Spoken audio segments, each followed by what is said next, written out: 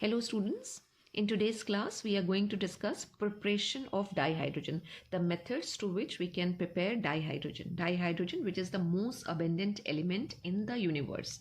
So we can prepare dihydrogen through some methods and we classify those methods into lab methods, जिसमें हम small scale पे dihydrogen की preparation की बात करते हैं, और इंडस्ट्रियल मेथड जहां हम लार्ज स्केल पर डाईहाइड्रोजन के फॉर्मेशन की बात करेंगे.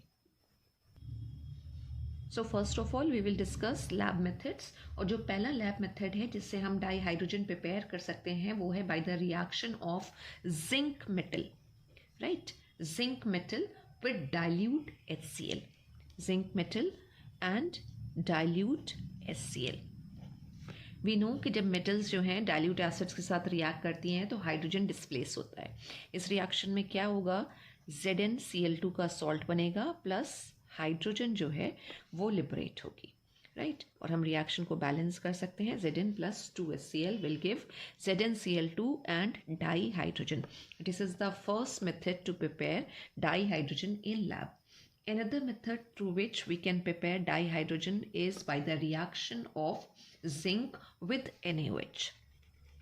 Zn plus NaOH. यानी अगर हम एल्कलीस के साथ रिएक्शन कराएं, अगर हम वाटर सॉल्युबल बेसिस के साथ रिएक्शन कराएं तो हमारे पास डाईहाइड्रोजन आएगी एंड सेम वे सॉल्ट का फॉर्मेशन होगा. और यहाँ पे जो सॉल्ट प्रिपेयर होगा वो होगा सोडियम जिंकेट. इस रिएक्शन में जो सॉल्ट बनेगा वो है सोडियम जिंकेट. और साथ में कौन सी गैस निकल रही है, डाईहाइड्रोजन, जिसके हम प्रिपरेशन की बात कर रहे हैं. तो these are the two methods through which we can prepare dihydrogen in laboratory. अब अगर हम इंडस्ट्रियल मेथड्स की बात करें यानी कमर्शियल प्रोडक्शन ऑफ डाईहाइड्रोजन की बात करें तो हमारे पास कई सारे मेथड्स हैं. कमर्शियल मेथड्स,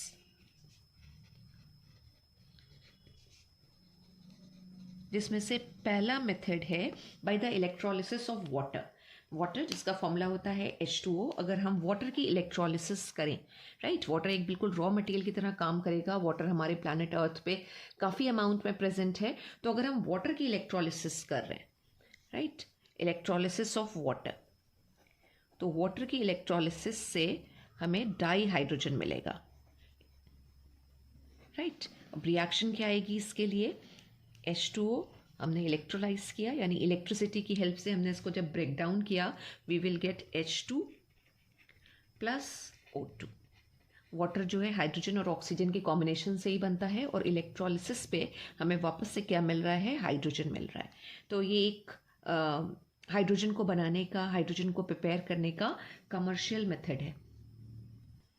दूसरा जो हमारे पास मेथड है डाईहाइड्रोजन प्रिपेयर करने का वो एक नेम मेथड है और प्रोसेस का नाम है बॉश प्रोसेस.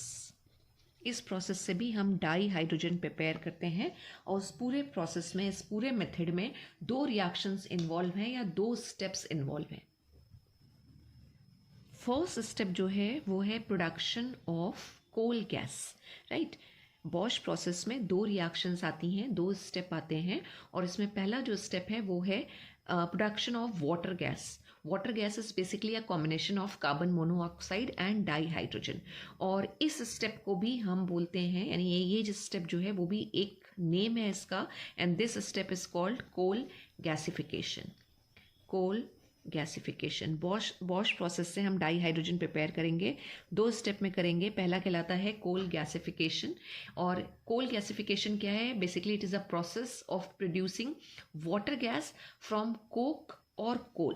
राइट, किस तरह से रिएक्शन आती है, अगर हमारे पास कार्बन है, अब कार्बन है, कार्बन मीन्स क्या, हमारे पास कोक है, Coke purest form of carbon होता है, या फिर कोल है. इसकी रिएक्शन अगर हम करा रहे हैं स्टीम के साथ, राइट, और स्टीम का भी फॉर्मूला क्या रहेगा, H2O.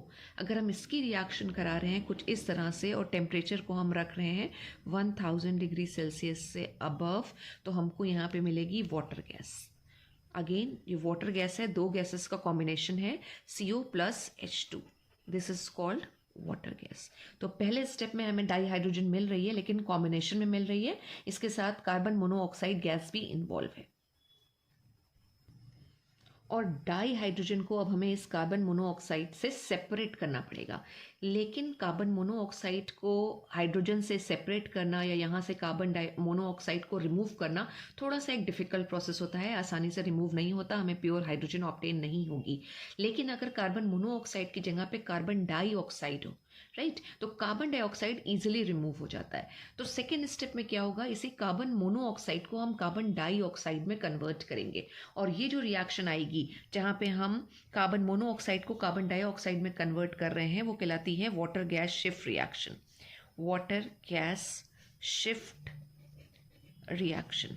तो वाटर गैस शिफ्ट रिएक्शन क्या है, बेसिकली अगेन ये प्रोसेस है, एक रिएक्शन है ऑफ कन्वर्जन ऑफ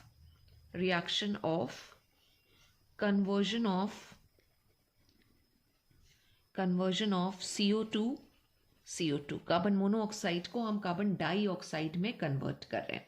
तो बॉश प्रोसेस में 2 स्टेप आ रहे हैं, एक कोल गैसिफिकेशन हो गया जहां हम वाटर गैस का फॉर्मेशन कर रहे हैं, और सेकेंड स्टेप है वाटर गैस शिफ्ट रिएक्शन जिसमें हम कार्बन मोनोऑक्साइड को कार्बन डाइऑक्साइड में कन्वर्ट कर रहे हैं ताकि हम कार्बन डाइऑक्साइड को यहाँ से ईजिली रिमूव कर सकें और हमें प्योर हाइड्रोजन मिल जाए।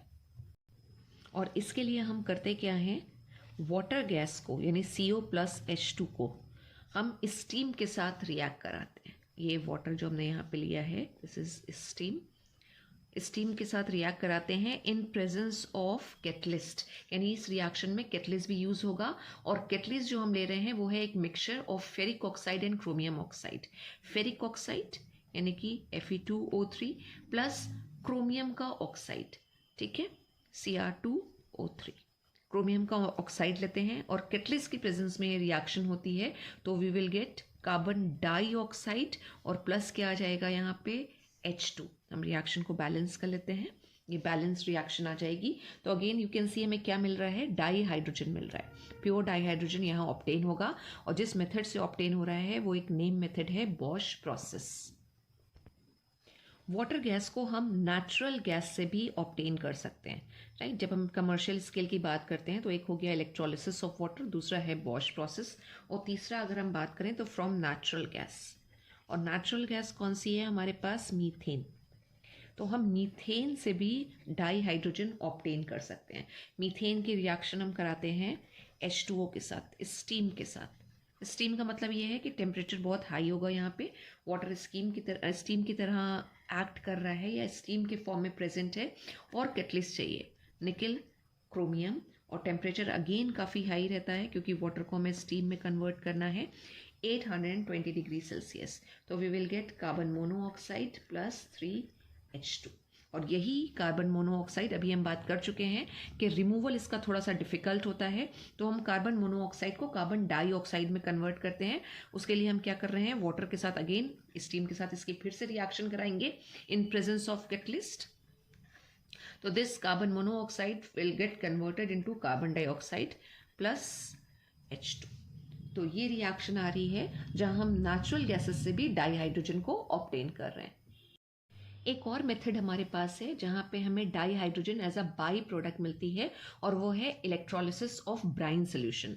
Electrolysis of brine solution.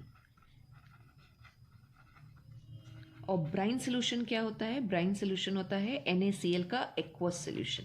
तो जब हम NaCl के एक्वस सोल्यूशन की, NaCl एक्वस है प्लस H2O, राइट, जब हम इसकी इलेक्ट्रोलिसिस करते हैं तो ये बेसिकली मेथड है NaOH प्रिपेयर करने का। तो मेन तो हमारा जो प्रोडक्ट यहाँ पे बन के आता है वो NaOH है। इसके अलावा हमें 2 गैसेस और मिलती हैं जिसमें एक क्लोरीन गैस है और दूसरी हाइड्रोजन गैस है, राइट। तो यू कैन सी कि हाइड्रोजन जो है वो हमें यहाँ पे क्या मिल रही है, एज अ बाई प्रोडक्ट मिलती है।